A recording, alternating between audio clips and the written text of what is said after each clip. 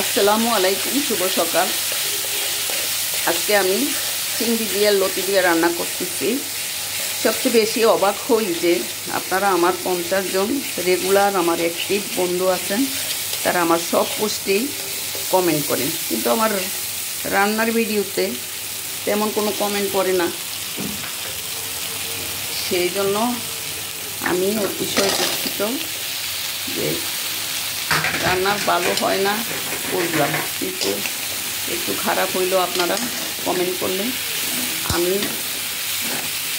রিলসে কিছু ভিউজ পাবো, না হয়তো আমি বিপদে পড়ব। আপনারাই তো পারেন আমাকে সামনের দিকে এগিয়ে নিতে।